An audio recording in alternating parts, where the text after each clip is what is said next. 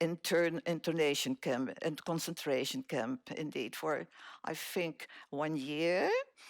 And well, that was without any, well, scary, very scary, hardly any food. So we all fell ill, malaria and tropical diseases.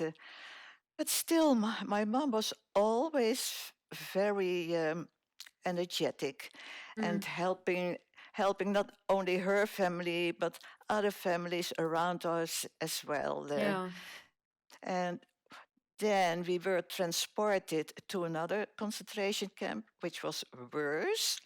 And well, I know fell seriously ill with another sister and a Mm. brother. Mm. And then we were transported, it was the end of the war, then we were transported on trains to kind of freedom, but we never knew where we were being taken. Yeah. So, You were talking earlier about your mom being in the concentration camp and having to go to two concentration camps. yes, yes, First, the first one, and the second was an even worse concentration camp, you yeah. said. Hmm. I mean, how did she manage 11 kids? I mean, I I hardly managed two. That's right.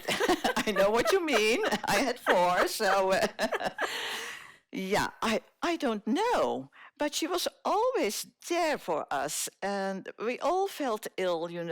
My youngest sister, who was born just before war, was about 2 or 3, and she got this disease beriberi, and her little legs were very swollen, and her little belly, and Oh, she couldn't hardly get up. Um, we were all undernourished, of course, and but I don't know how she did it. But she was just such a very example for everybody because other people were asking her for advice as well. Well, I think I know.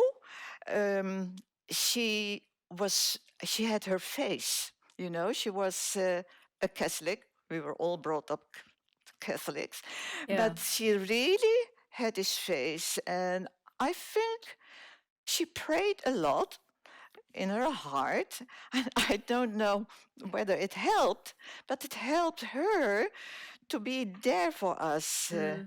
I don't know how she did it because as a child, you just go around, and we were looking for food, and luckily in the tropics there are always plants you can grab and put into some water and make some soup. Yeah.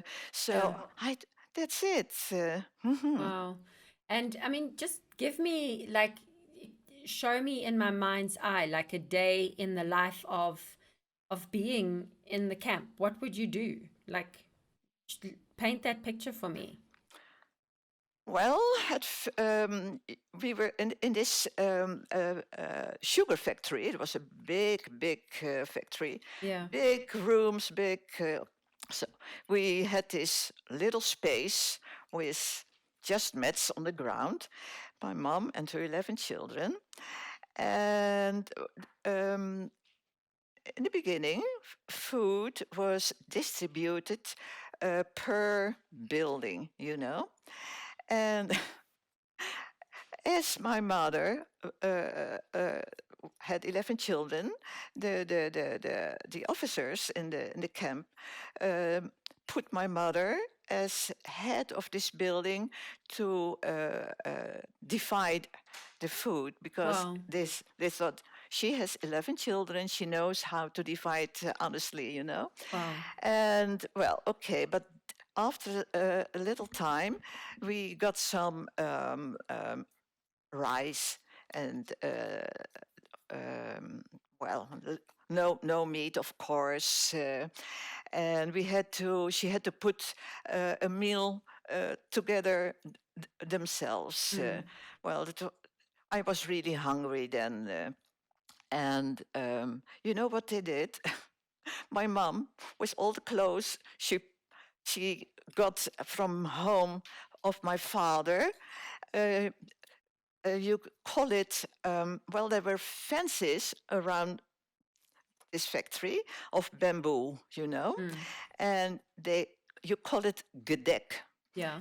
You call it gedek. Mm. And what people did were in the night, very stealthy, went to this bamboo fence, this gedek, and there were always Indonesian people who wanted to. Um, uh, you give something to them, and they Trade. give something food to us, Mm. and that's how we survived as well, because my not the eldest sister, but the sister after the eldest, she was a very energetic girl, and she uh, dared everything. So she went in the night with a pantalon of my father, or a shirt, Oh, wow. and, and she called, "Man, man, are you there? Can we change? Can I get some food? You get the shirt." And so, well, that happened. But when you were caught, you got a very strict punishment. Yeah. But happily, my sister was never caught. My brother was caught one time, and he changed some shirt or trousers to 20 cakes, Indonesian cakes, and he was caught. And as a punishment, he had to eat all those 20 cakes himself, So, Seriously. yeah, well, that was the least punishment, Yeah, because you could have absolutely. be beaten, and yeah.